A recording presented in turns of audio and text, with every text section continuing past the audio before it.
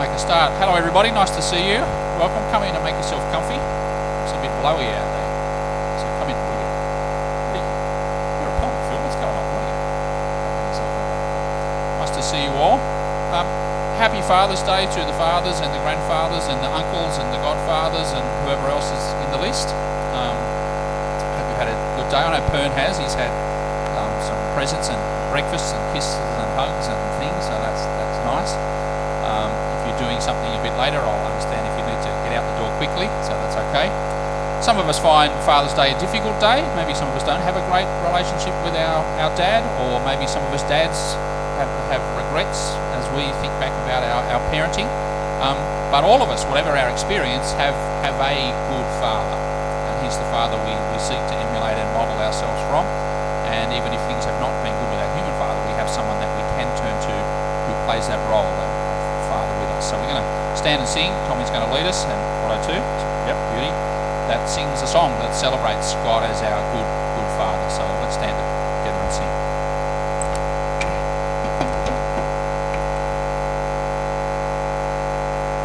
Morning, church. We're going to sing our first song, Good Father.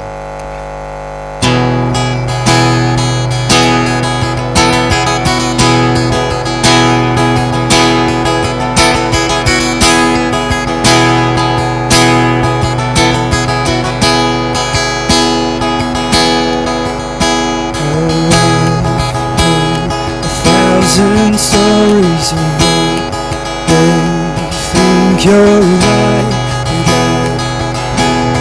tender whispers of love in the dead of night, and pretend that you're pleased and dying alone. You're a good father to us.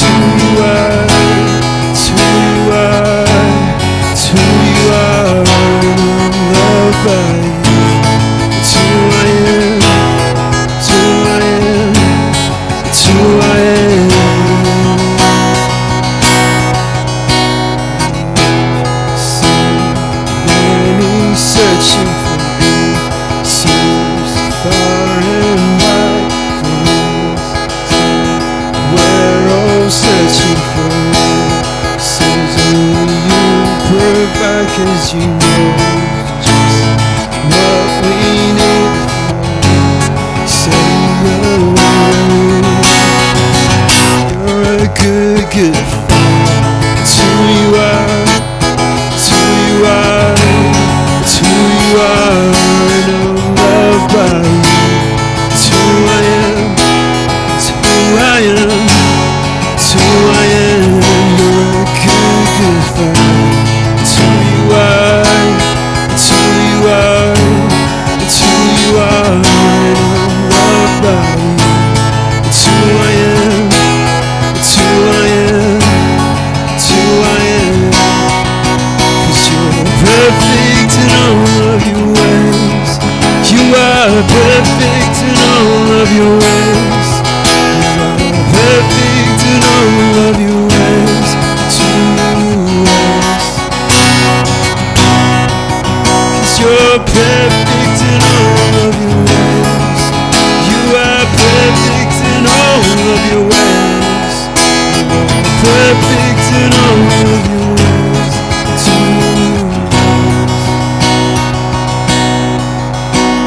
love so undeniable.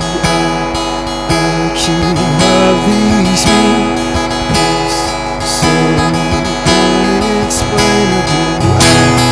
I can hardly think as you come. Deeper still as you come. Deeper still as you come.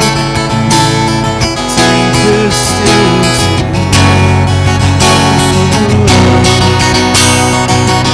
You're a good father. It's who you are. It's who you are. It's who you are. I'm loved by you. It's who I am. It's who I am. It's who I am. You're a good father. It's who you are.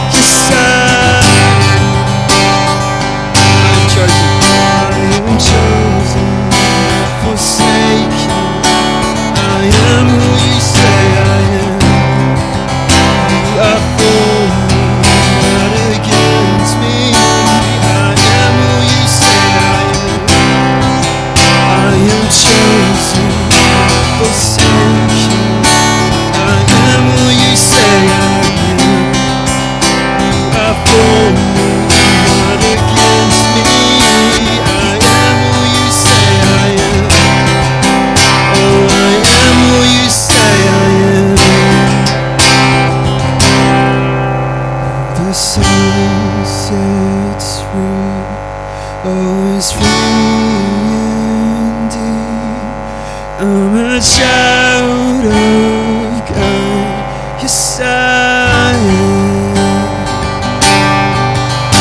My Father's house is a place for me. I'm a child of God. Yes, I am. Who the Son sets free. The Son sets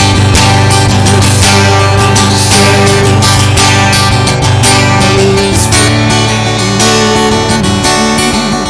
I'm a child of God. Yes, I am. My Father's house, there's a place for me. I'm a child of God. Yes, I am. I'm a child of God. Yes, I am. Let's pray together. O King of Heaven, we sing that you are our Father, and that's a really strange thing to do, but a wonderful thing. We thank you that you relate to us as a loving and a good Father. All of us are adopted into your family, so we come with a lot of baggage. Our identity has been shaped by other things, other fathers, other forces in our life. But we want to be set free from those to be your children, to grow up, not to be childish, but to be mature children who reflect the goodness of our Father, who teaches us to live in his good ways. So as we gather now as brothers and sisters, we thank you that you meet with us, that you are the head of his family, that Christ is the Lord of his church, his body, that the Spirit is what makes us your people. And so Spirit, move amongst us to teach us, to change us, that we might go into your world to live for you in new ways. For this we pray in Jesus' name. Amen. Thanks everyone. Please have a seat. Lovely to see you here if you've just come in. Today we're going to continue our little journey in the book of Exodus. Hope you're enjoying the journey. It's quite rich pickings to be taken as we move along. And Ben's going to come and share with us, and I really appreciate that you put your hand up to do this, Ben, so thank you. So I'll hand over to you and we'll go from there. So up to you. Thanks, John.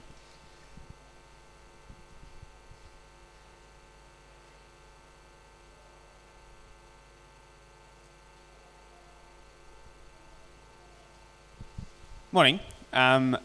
For the benefit of those who I haven't met before, I'm Ben. During the week, usually I work as a lawyer, a corporate lawyer in the city. And so I've been doing that for a couple of years since I graduated a few years ago. And maybe some of you hear me say that and there's a few stereotypes that come to your mind hearing the word lawyer. I'm aware that there are a lot of stereotypes, mostly negative. In my time working as a lawyer, I think I've noticed that one or two of them are well-deserved stereotypes, I think. And one of those is that we work fairly long hours. It's not surprising if I end up, as my wife would know, working late into the night. And so one of the things that I've observed, one of the things that I've noticed or learnt a little bit about is tiredness over the last couple of years. And I probably learnt more than I wanted to learn about tiredness. And I would say, actually, I've learnt that you can kind of categorize tiredness into a few different types of being tired. So let's spend a moment and just think about these. So the first kind of tiredness that I noticed or learnt about is the kind of tiredness you get on the first time you have to stay up late working hard to finish off a project, right? It's that kind of tiredness after, if you're at school, you stay up all night to finish an assignment. Maybe not all of us did that. I definitely did that at school, stay up all night to finish an assignment, or at uni, stay up all night to finish an assignment. And for the week afterwards, you're just wrecked, right? You're so fatigued trying to recover from this one big shift that you've put in. It's kind of this reactive tiredness. You've worked so hard, you've strained so hard for one particular acute moment, and then you have to take some time to recover afterwards. It's that kind of, I feel overwhelmed and down and out of gas. I just need to recover. I will call this kind of acute tiredness. But you can't afford to dwell on acute tiredness for too long as a lawyer. And so you learn about this second kind of tiredness. It's when you have built up a bit of stamina, you've had to string a few of these late nights in a row together, maybe with a bit of weekend work as well sprinkled in. And you're like, oh, I can do this. I can do a night and not get wrecked for a whole week. I can do 2 nights and not get wrecked for a whole week. But then you learn about this second kind of tiredness, a kind of general fatigue. It's the one that happens, when you've worked really hard for something for an extended period of time, and you look back at all the hard work that you've done, and then you look forward at all the hard work that you're going to have to do next week, and you just go, can I really do this? This is the kind of, subsisting on coffee, sugar, and Red Bull kind of tiredness, where you just feel like you just have to keep pushing yourself, keep going, but you feel like maybe I don't have the tools to do the thing that I need to keep doing. The energy, the time, the money, the skill to keep going. Yeah, maybe it is. I'm yet to learn that one. And I think this is a kind of anxious tiredness, we might call it, right? An anxiety that I'm not able to do the things that I need to keep doing. But that's not the last kind. I think there's another kind that can kind of stack on top of that, right? Because as you persevere through, you might realize, actually, I can do this. I can overcome these things.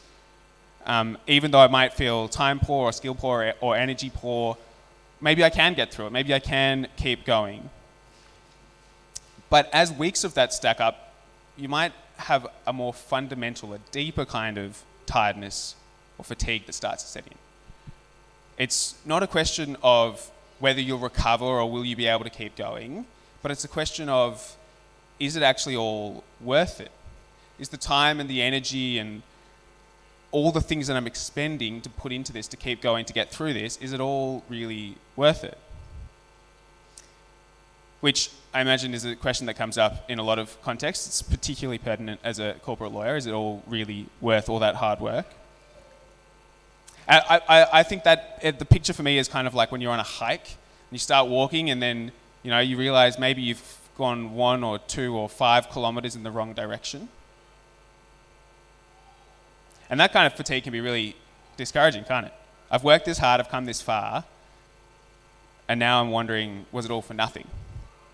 This might be a kind of existential tiredness. Now, I would guess, and obviously I'm not the only person who has experienced these feelings. I expect that most of us have experienced at least one, maybe all, of these feelings of tiredness, maybe even recently. Maybe let's just pause for a moment. Is there an acute tiredness that you're feeling, or an anxious tiredness, or an existential tiredness? They're hard moments to be in, I think. We can feel really helpless and in need of something or someone to get us through. They can also be moments where we end up practicing pretty negative behaviors that either harm us or harm the people around us because we feel like we can't get through it. And so this morning in Exodus, we're going to see some moments of tiredness that the Israelites experienced and see what God has to say to us about what we should do, where we should look, where we should go in those moments where we feel tired. So we're going to look at 3 stories of the Israelites as we continue through Exodus. So we'll go to the first story. I don't know if this will work. Here we go. So here we meet the Israelites as we left them off having escaped from the Egyptians through the Red Sea. Then Moses led Israel on from the Red Sea, and they went out to the wilderness of Shur. They journeyed for 3 days in the wilderness without finding water. They came to Marah, but they could not drink the water at Marah because it was bitter. That is why it was named Marah. The people grumbled to Moses, "What are we going to drink?" So he cried out to the Lord, and the Lord showed him a tree. When he threw it into the water became drinkable. I think I'm off with the slides, so. Okay, I'll just read what I've got and then. Different version, okay. He made a statute and ordinance for them at Marah, and he tested them there. He said, "If you will carefully obey the Lord your God, do what is right in his eyes, pay attention to his commands, and keep all his statutes, I will not inflict any illness on you that I inflicted on the Egyptians, for I am Yahweh who heals you. Then they came to Elim, where there were 12 springs of water and 70 date palms, and they camped there by the water.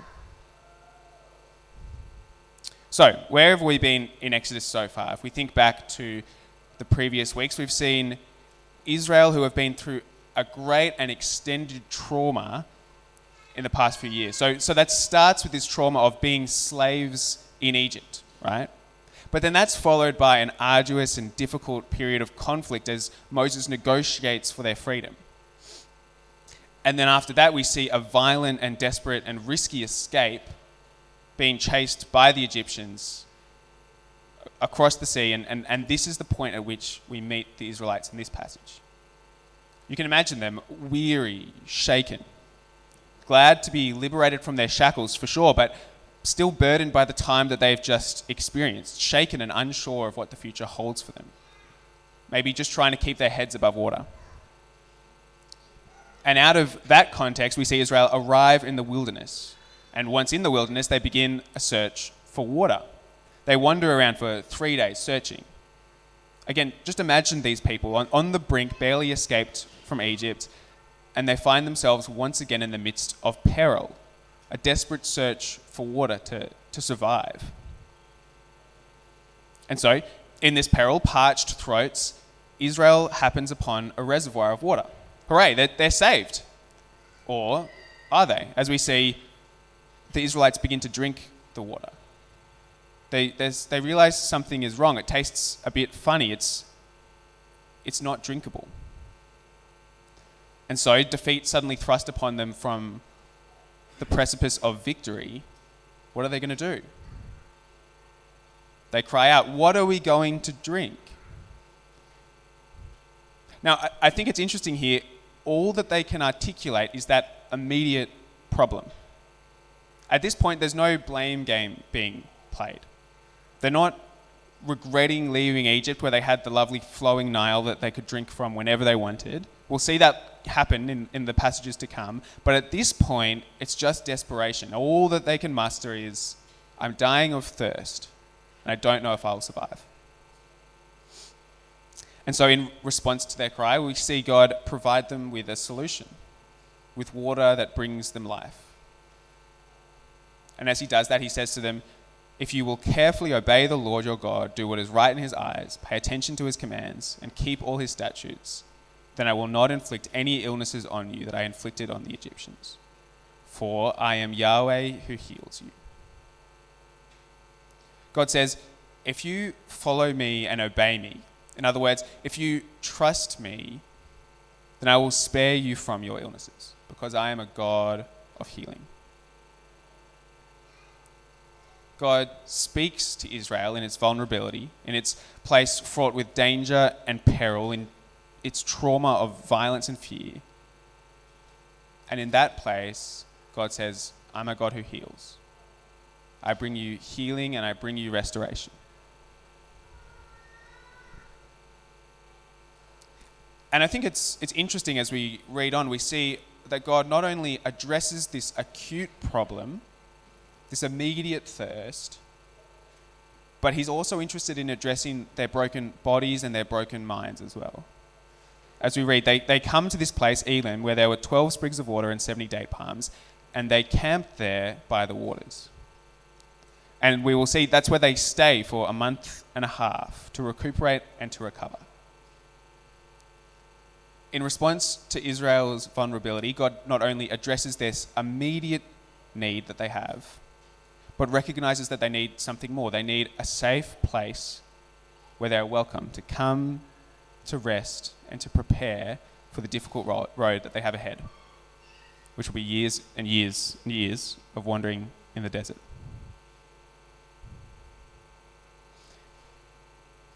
And so I wonder what it looks like for you, for us, to be hurting like Israel was. I wonder what the bitter water might be in our lives, in your lives. I wonder whether for you it could be that you've experienced a damaging relationship that's left you feeling hurt and vulnerable and skeptical of people and how they might treat you. Maybe it's a string of injuries or sicknesses leaving you feeling dejected and frustrated at your body. Maybe you've just had a lot of responsibilities recently, maybe caring for someone or some people in your life, and you're feeling it all catch up to you. You're feeling the burden and its full weight. In those spaces, what healing does God provide? What rest does God provide to us? Firstly, he lets us come to him as we are.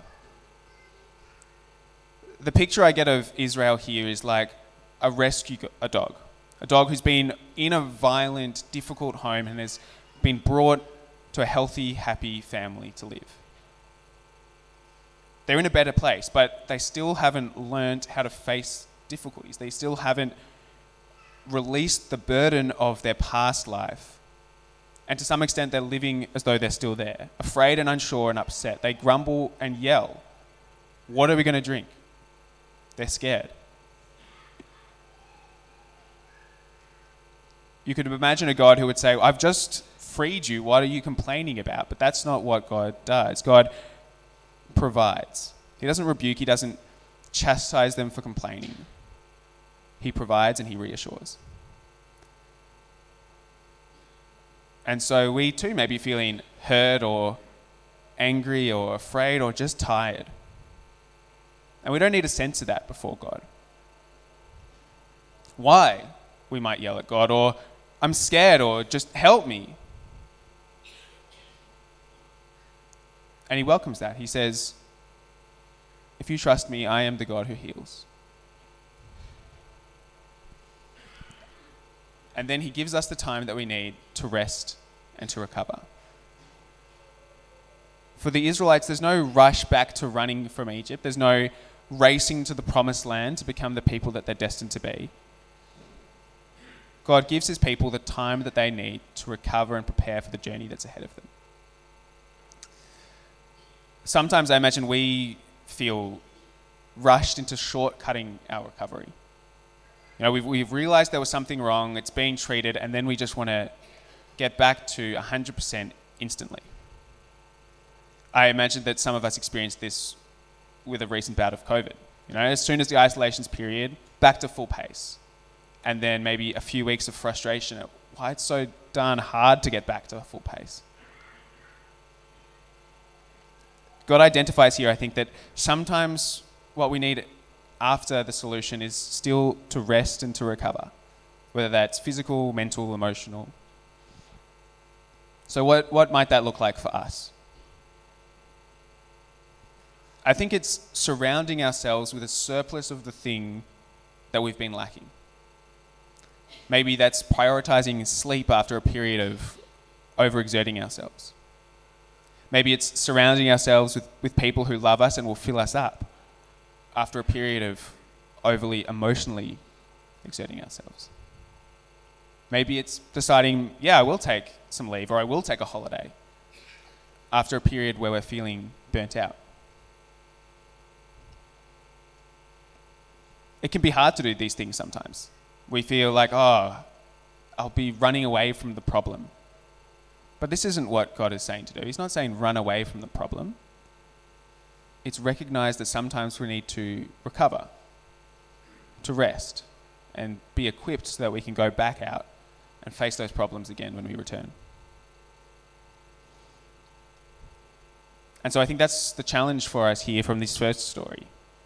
Do we trust God when we're in that space of tiredness? Do we trust that we can actively go and seek him and receive his embrace? And do we trust that he knows what's best for us? That we should take that full course of antibiotics or perform all the rehab exercises? Take the time to recover and recoup. Let's jump to the second story. Maybe I'll read off the thing so it's less confusing for us all. They set out from Elim, and all the congregation of the people of Israel came to the wilderness of Sin, which is between Elim and Sinai, on the 15th day of the second month after they had departed from the land of Egypt. And the whole congregation of the people of Israel grumbled against Moses and Aaron in the wilderness. And the people of Israel said to them, "Would that we had died by the hand of the Lord in the land of Egypt, when we sat by the meat pots and ate bread to the full. For you have brought us out into this wilderness to kill this whole assembly with hunger." Then the Lord said to Moses, "Behold, I am about to rain bread from heaven for you, and the people shall go out and gather a day's portion every day, that I may test them, whether they will walk in my law or not. On the 6th day, when they prepare what they bring in, it will be twice as much as they gather daily." So Moses and Aaron said to all the people of Israel, "At evening you shall know that it was the Lord who brought you out of the land of Egypt. And in the morning you shall see the glory of the Lord, because he has heard your grumbling against the Lord. For what are we that you grumble against us?" And Moses said, "When the Lord gives you in the evening meat to eat, and in the morning bread to the full, because the Lord has heard your grumbling that you grumble against him, what are we? Your grumbling is not against us, but against the Lord." Then Moses said to Aaron, "Say to the whole congregation of the people of Israel, 'Come near before the Lord, for he has heard your grumbling.'" And as soon as Aaron spoke to the whole congregation of the people of Israel, they looked towards the wilderness, and behold, the glory of the Lord appeared in the cloud. And the Lord said to Moses, "I have heard the grumbling of the people of Israel. Say to them, 'At twilight you shall eat meat, and in the morning you shall be filled with bread. Then you shall know that I am the Lord your God.'" In the evening quail came up and covered the camp, and the morning dew lay around the camp. And when the dew had gone up, there was on the face of the wilderness a fine flake-like thing, fine as frost on the ground. When the people of Israel saw it, they said to one another, "What is it?" For they did not know what it was. And Moses said to them, "It is the bread that the Lord has given you to eat. This is what the Lord has commanded. Gather of it, each one of you, as much as you can eat. You shall each take an omer, according to the number of the persons that each of you has in his tent." And the people of Israel did so. They gathered, some more, some less. But when they measured it with an omer, whoever gathered much had nothing left over, and whoever gathered little had no lack. Each of them gathered as much as he could eat. And Moses said to them, "Let no one leave any of it over till the morning." But they did not listen to Moses. Some left part of it till the morning, and it bred worms and stank. And Moses was angry with them. Morning by morning they gathered it, each as much as he could eat. But when the sun grew hot, it melted. On the 6th day they gathered twice as much bread, 2 omers each. And when all the leaders of the congregation came and told Moses, he said to them, "This is what the Lord has commanded. Tomorrow is a day of solemn rest, a holy Sabbath to the Lord. Bake what you will bake and boil what you will boil, and all that is left over lay aside to be kept till the morning." So they laid it aside till the morning as Moses commanded them, and it did not stink, and there were no worms in it. Moses said, "Eat it today, for today is a Sabbath to the Lord. Today you will not find it in the field. 6 days you shall gather it, but on the 7th day, which is a Sabbath, there will be none." On the 7th day some of the people went out to gather, but they found none. And the Lord said to Moses, "How long will you refuse to keep my commandments and my laws? See, the Lord has given you the Sabbath. Therefore, on the 6th day, he gives you bread for 2 days. Remain each of you in his place. Let no one go out of his place on the 7th day." So the people rested on the 7th day. Now the house of Israel called its name manna. It was like coriander seed, white, and the taste of it was like wafers made with honey. Moses said, "This is what the Lord has commanded. Let an omer of it be kept throughout your generations, so that they may see the bread with which I fed you in the wilderness, when I brought you out of the land of Egypt." And Moses said to Aaron, "Take a jar and put an omer of manna in it, and place it before the Lord to be kept throughout your generations."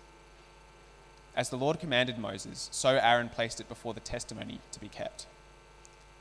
The people of Israel ate the manna 40 years, till they came to a habitable land. They ate the manna till they came to the border of the land of Canaan. A lot in there.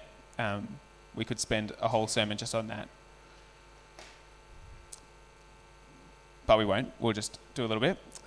So the story picks up again a month and a half after the issue with the bitter water. And we see Israel bringing a new complaint to God. Kind of similar to the last one, but this time it's food. They don't have enough to eat, and they're starting to go hungry. And once again, we see quite a similar response from God. They ask for food, and he provides for his people. Now, at first glance, it might feel like quite a similar story to the first one. But there are, I think, a couple of things that stand out as interesting differences. So let's just touch on those for a moment. First, we see the Israelites here have a bit of a different response to the first time. Here they say, well, remember, this is worse than Egypt. Even there, where we were being worked into the ground, at least we had enough to sustain us. Life was hard, yeah, but at least we knew how to survive. So we see them not just complaining about the difficulty now, but they nostalgically remember the slavery that they've just been brought out of. The second interesting thing is, I think we see God initially treat the symptom of hunger by providing a reminder of his presence. They say we're hungry, and we see the first thing that God does after he speaks to Moses is to appear before the assembly of Israel, marking to them, I'm with you in this struggle. Third interesting difference, I think, is that we see that God's provision isn't conditionless. He asks the people of Israel to operate with trusting obedience. He doesn't just rain the quail and manna from heaven and say, take as much as you want, but he gives specific instructions about how and when they're supposed to collect it, how much they're supposed to eat, and when they're meant to store it. And he even includes this mandated rest day, which is quite interesting in the context of a group of people who are complaining about not having enough, about scarcity. He says, yes, but one day you will do nothing. You will rest. And the fourth interesting difference, I think, is that we see at the end of the passage, this isn't a one-off solution. With the water, it was just an instant solution, one-off. God made the water drinkable. But here we see that this planned provision will continue for 40 years, for the entirety of the Israelites' time in the wilderness. This is a long-term thing. It's about sustenance over an extended period of time. It's about a pattern of continually equipping Israel for the task that's before them. So, taking into mind these differences, I wonder what are the ways that we might hunger like Israel? I think it's those times that we feel anxious, that we feel under-equipped for the road ahead, and so we want to give up. It could be the times where we fear that we don't have enough to look after ourselves, or where we fear that we don't have enough to complete the tasks that's been set for us. Or it could just be a worry that things are slipping out of our control and that we might not be able to deal with the consequences of that. I believe that sometimes we feel just like those Israelites. This thing that I'm facing is just too hard. I want to go back to how things were. Sure, they may have been worse before. I may not have been living a life that brought me joy and freedom and excitement, but at least I was surviving. At least I knew how to manage it. And so I wonder whether when we feel those things, the issue that's really at play is similar to the one that Israel had as well. That we don't really trust God. Just like they maybe didn't really trust him to feed them. I wonder whether that's why his first response isn't just to give them food, but it's to remind them that he's with them. He says, hey, I'm here with you. I haven't abandoned you. You can trust me. You're not facing this challenge alone. Maybe that's an apt reminder for us as well when we feel like that. This thing that seems too hard to face, that we feel like we're under-equipped for, you don't have to face that by yourself.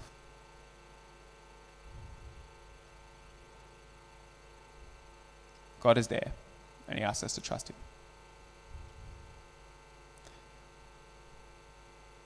Again, interestingly, God doesn't just ask, though, for trust in some sort of abstract academic concept way, where we say some things out loud or in our heads. Jesus, I trust you. Here, God shows us that trusting him is about something more than that. It's about action as well as belief. This is what he says to Israel. He doesn't just say, here you go. He says, do as I say and you will receive. Live out the patterns I set up for you and you will be sustained. Practice trust and you will see that I can be relied on.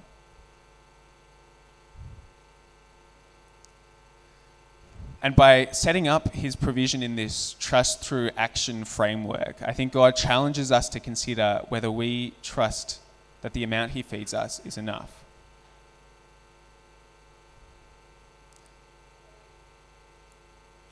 Perhaps this is a prescient question for our community living in the very much not wilderness of Gordon in the North Shore. Do we often practice a trust that we've received enough? As people who have received a lot, are we prepared to rely on God for his continued provision in the future? Or is our tendency to rely on ourselves, to store up and save and gather, just in case? I know that's a recurrent challenge for me in the type of work that I do and the kind of place that I work at. Where I receive more than enough, what am I willing to do with the surplus? And if I see myself clinging on to it or asking for more, what does that say about where I'm putting my trust?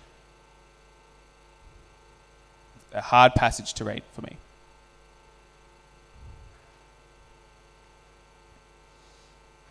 And so in this context, I think it is even more important for us to confront our anxiety. What are we anxious about? And to learn to practice that trust through action. To learn how to practice the actions of generosity and giving, of sacrificing what we have in surplus for those that are in debit.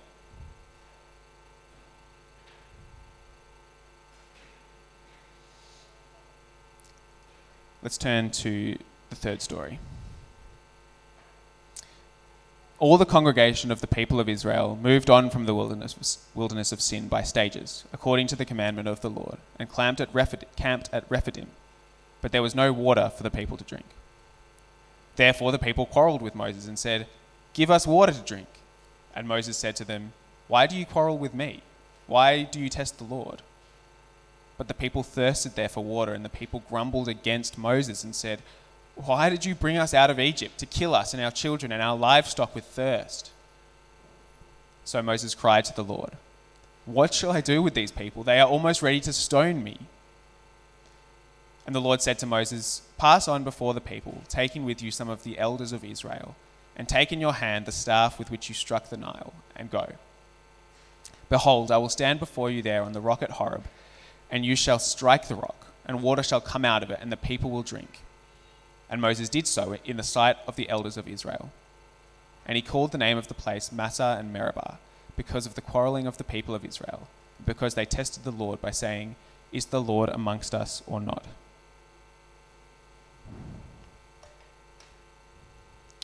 So, once again, we have a pretty similar story here, don't we? A wandering Israel who find themselves in want of a basic necessity, and once again they grumble about it, and so once again we see God provide. I'm not sure how you respond to this, a third story in a row that seems to follow the exact same pattern. I certainly get a little bit drained by the repetition and a bit frustrated at Israel. Haven't you seen this work before? Why are you doing it again?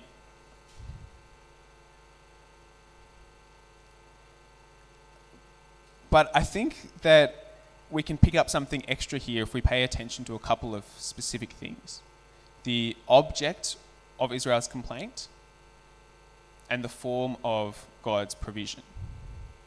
So let's start with the object. What is it, or who is it, that Israel is actually complaining to and about? Sometimes I think when we read the Bible, I know I do, fall into these little shortcuts where we kind of skip past the things and think that we know what's happening.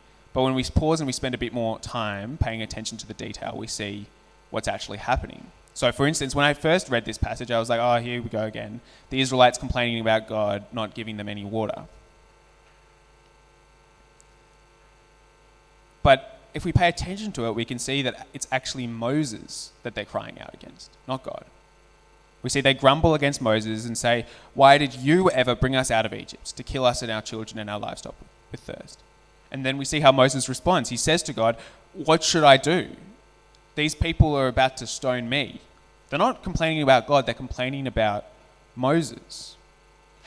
And maybe if we try and get in the heads of Israel, we can understand why this might be the case. They've been following Moses and Aaron since the beginning of this journey out of Israel.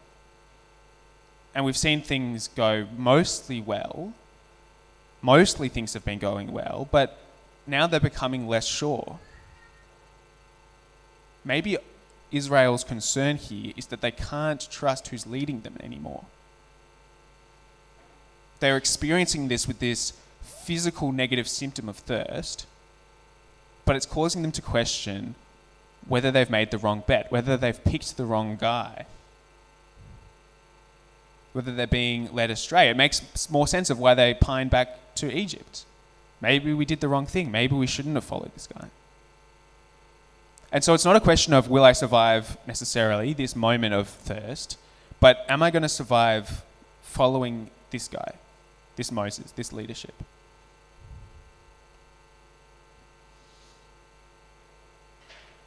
That kind of helps us flip the picture a bit, doesn't it, when we think about what Israel might be thinking. Oh, come on, this again? Not once, not twice, but now 3 times we find ourselves in dire straits, lacking one of the most basic necessities. I can't believe this keeps happening. And if this keeps happening, can we really be going in the right direction? How much longer should we continue to trust this guy Moses if all he seems to do is lead us from one strife to another? And so then we turn to God's form of provision here. It is quite interesting, despite the stories being so similar, we see God provide in slightly different ways in each story. And here what we see is that the way that he instructs Moses to provide for the people is, he says, "Take the staff you struck the Nile with in your hand and go. I'm going to stand there in front of you on the rock at Horeb. When you hit the rock, water will come out of it, and the people will drink."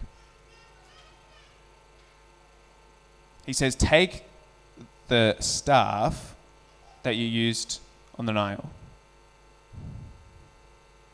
God takes this opportunity to provide a bit of a history lesson, a briefing on the past. He says, Israel, I need you to remember something. You remember what I did in Egypt, don't you?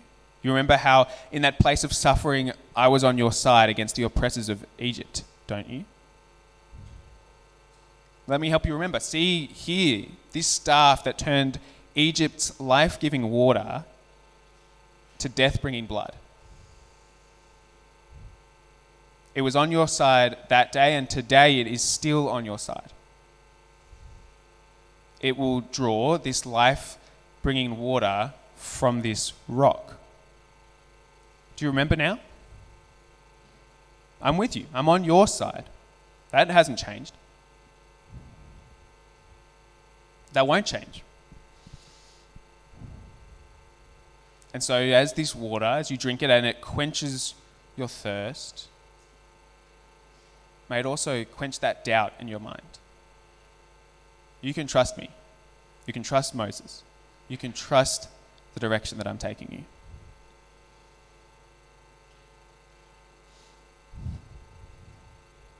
And so what does that look like for us? I wonder whether we could, for a moment, consider times where we begin to feel hopeless, where we begin to feel like we might be on the wrong path. Maybe there's been a tragedy in your life or the life of someone close to you, a health scare for you or someone you love. Maybe you just have a sense of dissatisfaction that's built up in you. Maybe there's a sense in which you look at the lives of the people around you and you look at yours and you feel bitter and you feel envious. Maybe it's as simple as you look before you and all you see are barriers. Nothing seems to be going right and you can't imagine ever moving forward. In all of those moments, it can be really hard to trust that we're going in the right direction. Surely, we might think, surely if we were heading in the right direction, this wouldn't have happened to me. Or I wouldn't feel so dejected and dissatisfied. Or I wouldn't be so filled with envy and anger and dissatisfaction. Or simply just life wouldn't be this hard. If I was going in the right direction, life wouldn't be this hard.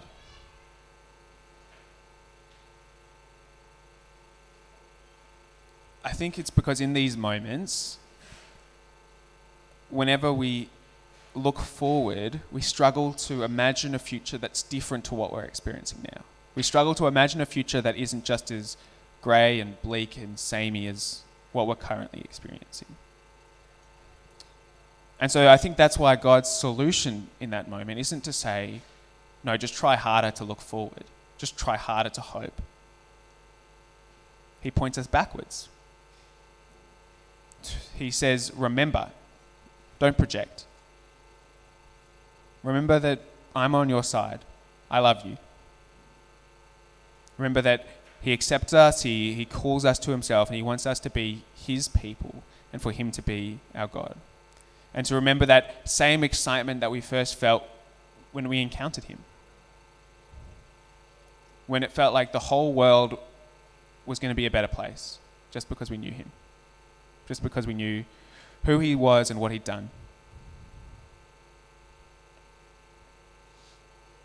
And then I think the other thing we can do in those moments is to reflect on, well, what's happened since we met him? What has he done? How has he changed our lives? And not just in that Jesus dying, eternal life, giving forgiveness sense, but the everyday ways in which he's changed us, in which he's shaped us. The moments that he's filled us with joy when we were moved to generosity by his love for others. The times that he's made us feel safe and surrounded by love in community with other people who follow him. All the myriad ways in which he's made our lives better, he's changed us. And so we might look at him and say, you've brought me safe thus far, and so I will trust you to bring me safely home.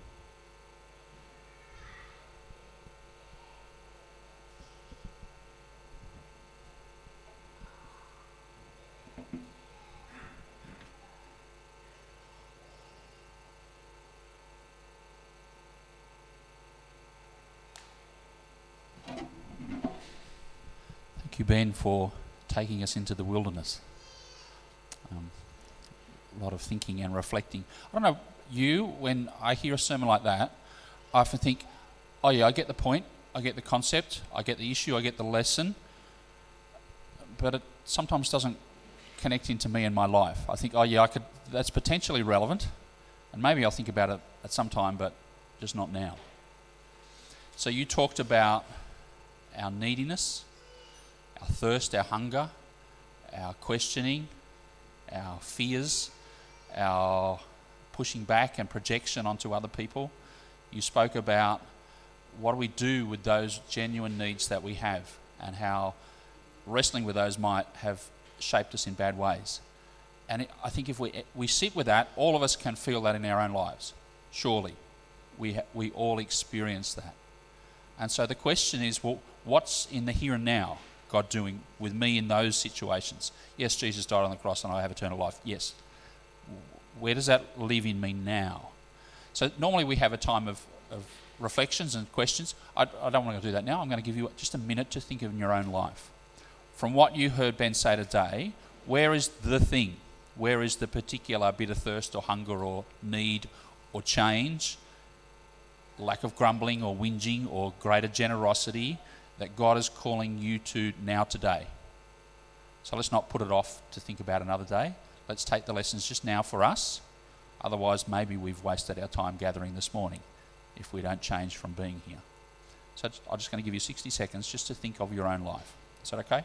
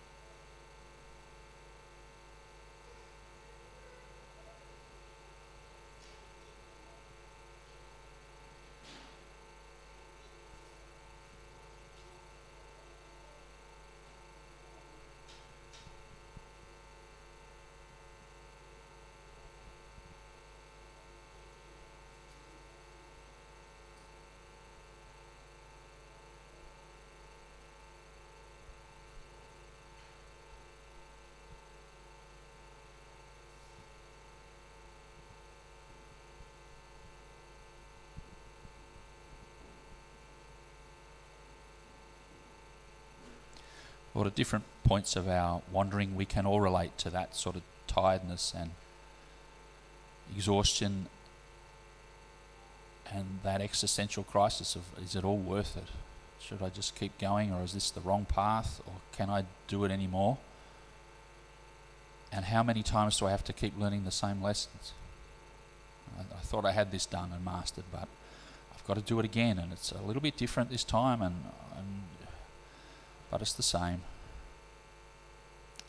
And so, Lord, we ask you that you would help us to learn the lessons we need to learn, to have a faith that is shown in action, that acts, and that lives differently. But that's hard to do.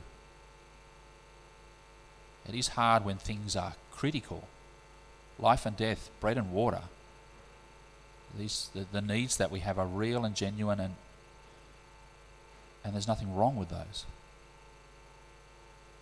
And yet in that you are teaching us to live differently, to trust you in ways that isn't just a line in a song, but what we do with our money or our time, and how we relate to others when we aren't happy with them and think we shouldn't have trusted them, or we can't follow that anymore. Lord, we want to be a people that encourage one another to persevere in this journey, to bring hope to each other, to keep meeting together, to encourage one another, to persevere in this task until we get to that promised land. We thank you that you do sustain us, that you just so generously provide what we need richly to enjoy. And you give us more than enough so that we can be generous. So teach us to be generous people, to trust you for daily bread. Help us to trust you to rest, to recover after the solution has been found. Teach us to be wise in how we use our time. Lord, we want to thank you for Ben and his labour for us to open up your word to us. We pray for him and his work life, that you would be teaching him as a corporate lawyer to be a man of God in that place.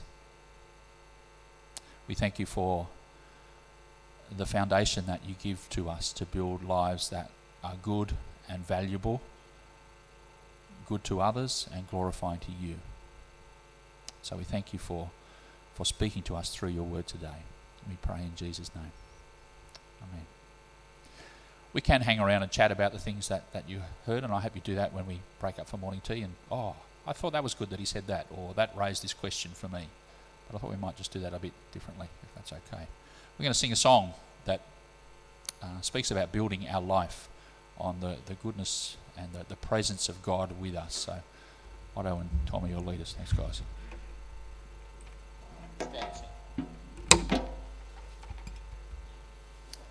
Feel free to stand if you feel like standing, or you can sit if you feel like it. I'm going to sing our last song, Build My Life.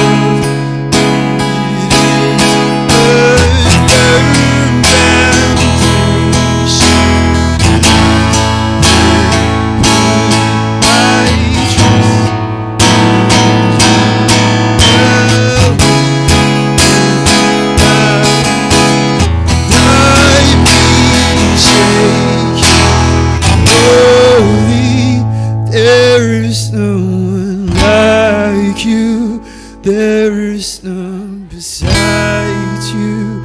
Open up my eyes and show me who you are.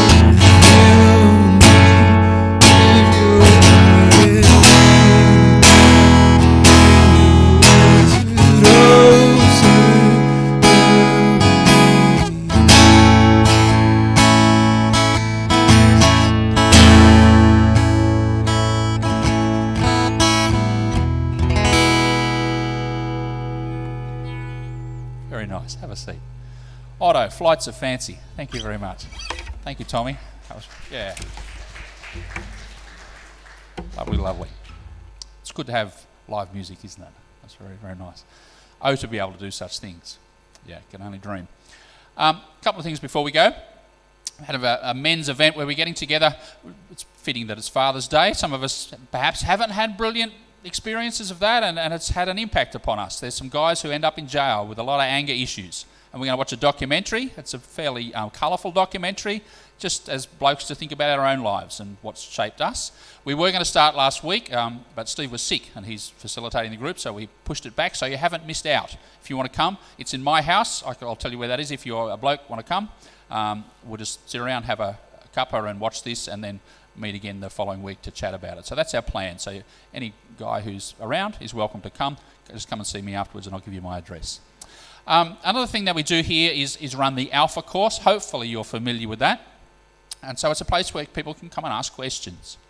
Nothing is out of bounds, nothing is assumed, and hopefully it's a safe place. And we always say that out the front, but you think, well, is it really? You know, isn't it just weird Christians getting together and putting the pressure on people? We need some evidence to say that this is a fact, you know, that you can bring your friends or family and have confidence that they're not going to have their arm up their back and hate you forever for taking them to this stupid course. So we need some eyewitness testimony. That's how it works. Lawyers would know about that. Here's some eyewitness testimonies from people that have done Alpha in our church, and you might even see some familiar faces. I hope you don't mind seeing your face on the telly.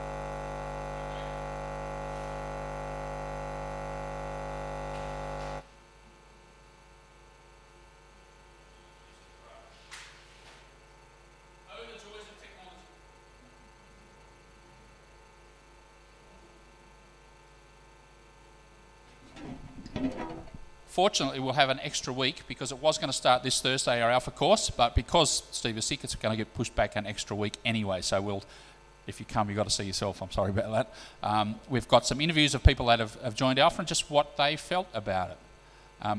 What I take from that is that, yeah, it is what we say it is. It is a place that people can come with. There's no assumptions about what you believe or think, and you can just hang out and meet some friendly people and learn together. So that's Alpha course coming up, starting Thursday night, not this coming Thursday, but the one after. So come and ask me if you have any more questions about that. Anyway, maybe we'll just finish up there because I think things are mucking up and maybe that's more than enough for us to do. As you go into this week, may God's grace, His mercy and His peace be yours. Let's live well together. Amen.